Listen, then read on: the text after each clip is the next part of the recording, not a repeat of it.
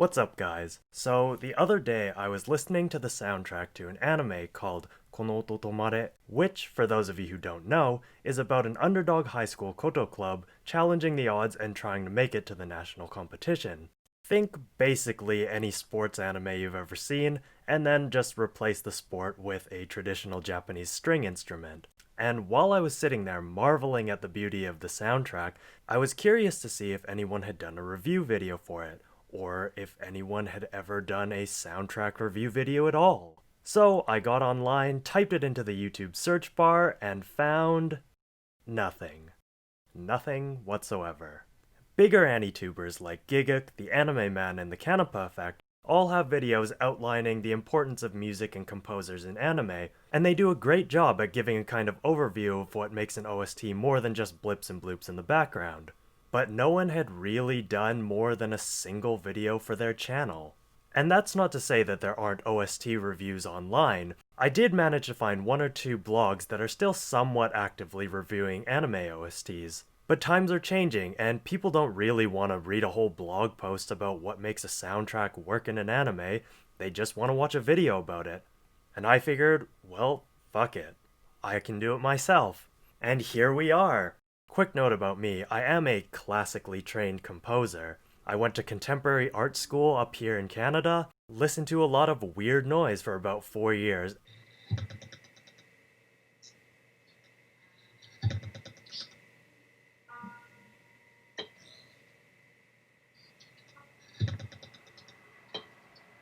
And at the end of it all, I got a piece of paper that says, "Congrats, you're probably not gonna have a job for a while." But jokes aside, I've been playing the piano since I was about 3 or 4 years old, and now I write music for orchestral ensembles. And while I do have this background with composition, people seem to mistake that for being a proficient musician as well, something of which I very much am not. And to add to that, while I do have a fairly good grasp of music theory and theory analysis, I personally don't really find those things entertaining or fun at all, at least not as something that I would do myself. And to be honest, I'm kind of mediocre at it. So I think I'll leave those things to the experts like 8-Bit Music Theory. By the way, you should check him out, he's fantastic. And now with that out of the way, let's get to that good weeb shit.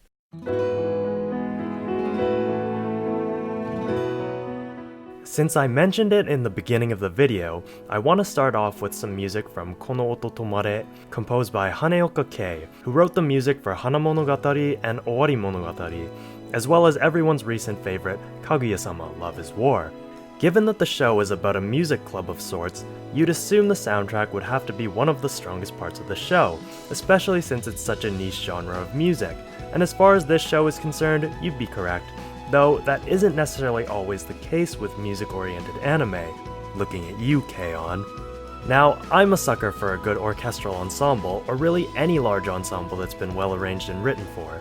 The emotional arrangements, heavily relying on orchestral string and woodwind instruments, gives the anime a romantic aura, reflecting the characters' changing relationships as they grow to rely upon each other as the story progresses.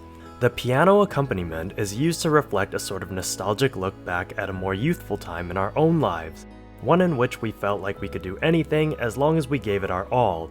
And through that feeling of nostalgia, we can live our youth through the eyes of the characters, even if we've never so much as seen a koto, let alone played and joined a koto club. And that isn't even to speak about the actual koto tracks themselves. Maybe I'm biased for being a classical music nerd, but I don't think any sports anime has ever hyped me up as much as the actual competition pieces getting performed in this show. I'm no expert on koto, but I have actually learned the basics of the instrument, and my god, I didn't think any of this stuff was possible. Arguably, you might say that the soundtrack is too grandiose for what it represents, but given that high school life in Japan is often seen through rose-colored lenses, at least as far as anime is concerned, this is exactly the kind of music that fits a show about an underdog group of misfits trying to take their koto club to the national championships. I mean, you wouldn't question this kind of music in something like Haikyuu, so just think of it as Hinata and Kageyama plucking zithers instead of spiking balls. And those are the words that I wrote in the script, and I am sticking by them.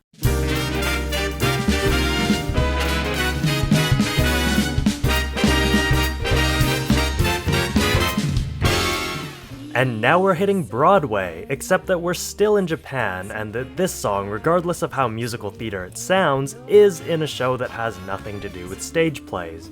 No, what we have here is one of the many bops you can hear in Ballroomへようこそ, or Welcome to the Ballroom.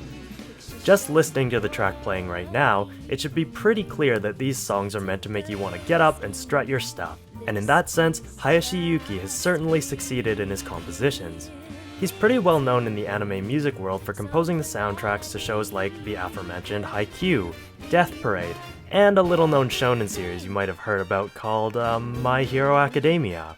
Hearing these dance-oriented tracks, however, you wouldn't immediately assume that the person responsible for this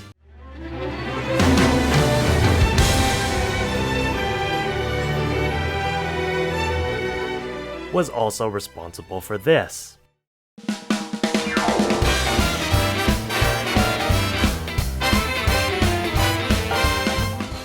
Versatility and style is super important for a composer though, and the monotonous nature of certain composers' styles is part of the reason I've gotten sort of tired of hearing OSTs by Kajiro Yuki and Sawano Hiroyuki.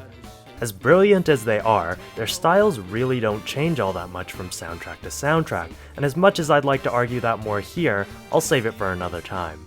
Like any composer, Hayashi's familiar style creeps through in the less dance-oriented tracks, fusing electronics, electric guitars, and drums with orchestral instruments in a way that just makes you want to scream, "Ganbare!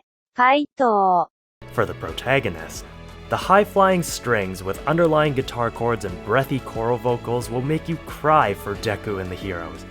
I mean, Tatara and Chinatsu or whoever he's dancing with at the time. But the best thing about anime OSTs is when a composer can fuse their usual style with the style of the show, and Hyodo's Tango is one such track where the intensity of Hayashi's composition style perfectly mixes with the imposing nature of Hyodo's character to create a Paso Doble-esque track that basically beats Tatara down to say, "Hey punk, stay in your lane."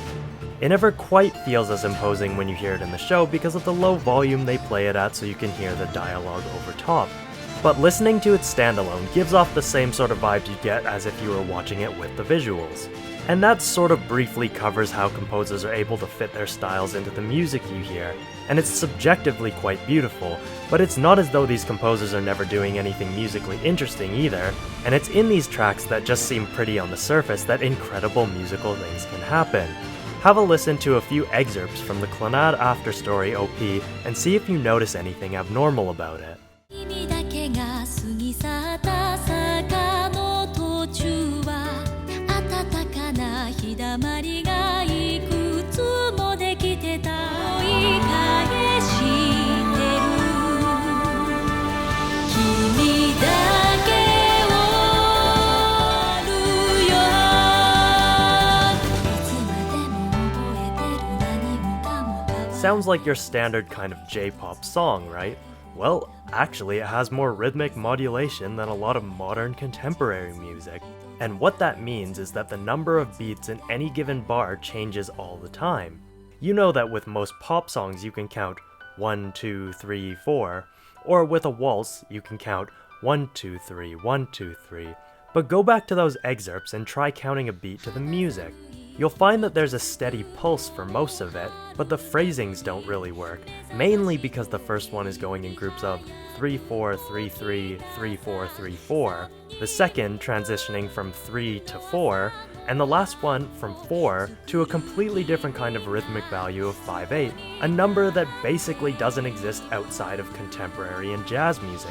And that's still ignoring the one bar of 6-8 mixed in amongst the 5-8 to give the end of the first phrase a slight suspension before blasting right back into that bombardment of 5-8 syllables. I mean, seriously, whoever said pop music was simple has clearly never heard anything composed and arranged by Maeda Jun. The man is an absolute rhythmic and melodic monster, and that's just talking about his music.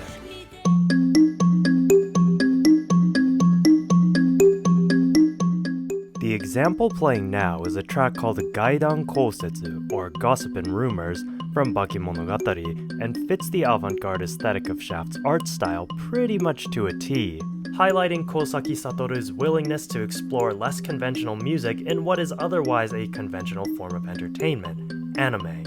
The rhythmic pattern is fairly simple and extremely minimalist in composition, but the strange beat groupings make it difficult to comprehend that the piece is technically all written in 4/4, meaning that you could tap out beats of 4 to it like you would your average pop song. But trust me, I tried it and it's one of the most horrible experiences you could possibly have if you have any sense of rhythm whatsoever.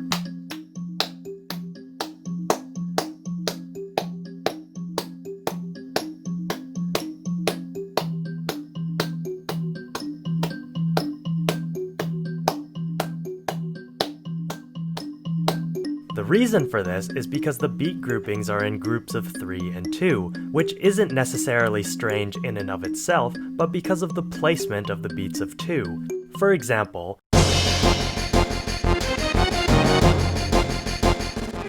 in Final Fantasy VII's Those Who Fight and many other tracks like it, it's easy to sort of jam along to it because the phrase is always set up with 4 sets of 3. Creating a nice grouping of 12 and then 2 sets of 2, creating another group of 4 that, in essence, leads to a nice even grouping of 4 groups of 4. You could easily tap your foot in 4 and it would still sound fine with this because the groupings always lead into a multiple of 2 or 4. Gaidan Kosetsu doesn't work this way because rather than a nice set of 3 3 3 3 2 2 or 12 plus 4, we get 3 3 3 2 2 3, which leaves us with, well, nothing that can be easily pinned down. It's kind of like 9 plus 7, or 6 plus 7 plus 3, or 6 plus 5 plus 5. But no matter what you do, none of those groupings are equally divisible by 2 or 3, and so your foot tapping feels like it gets out of sync as soon as those groups of 2 hit. Your brain is expecting another beat grouping of 3 to get you back in sync, but the sudden 2 plus 2 keeps you out of sync, and the following 3 feels more like the start of the next phrase than the end of the first one, which tricks you into feeling like you're supposed to be in sync with the offbeat for the whole second phrase. Because we're trained to find patterns and constants to feel at ease, it starts to confuse our brains and we start to question whether there even is a set rhythm to the piece. Unless, of course, you happen to be a highly proficient percussionist that's used to these kinds of weird rhythms, but that probably isn't the case for most of us. That isn't even considering that it throws us off even more when, after the weird out-of-sync second phrase, the melody drops down a half step.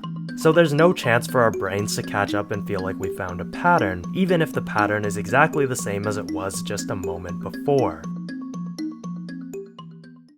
Now, maybe that was a bit too technical, and for something like Bakemonogatari with its lightning-fast dialogue and appealingly weird aesthetic, it feels a bit more complex than the average interloper is willing to dedicate the time listening to. So for something that's a little more accessible and easier to follow, take a listen to Marine Snow from Naginos Kara, or A Lull in the Sea.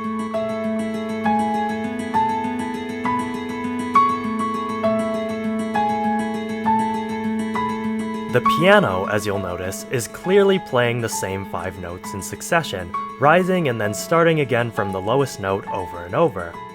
This continues through the whole piece, and the natural assumption is that the track itself is written in the uncommonly used 5/4 time signature. 5/4 itself is a little odd, but you probably know more tracks written in 5/4 than you realize.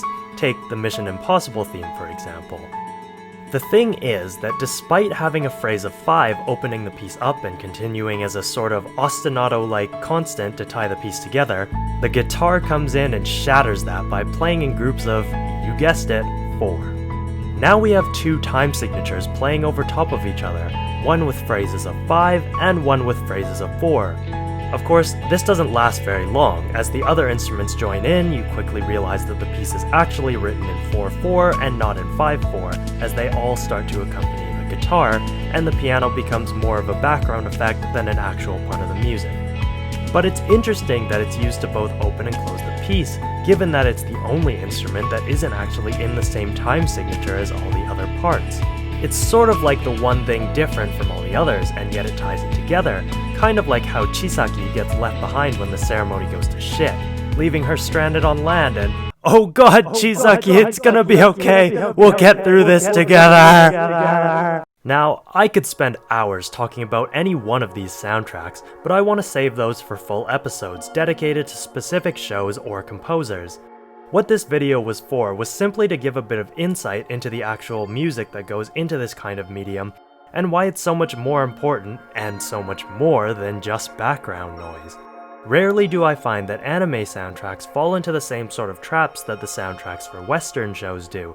And even in anime movies, where the music is occasionally written as a score instead of a soundtrack, there's just something about the music in anime that often has a more characteristic touch that doesn't feel weird to listen to standalone, or sometimes even without any contextual knowledge of the show it's written for.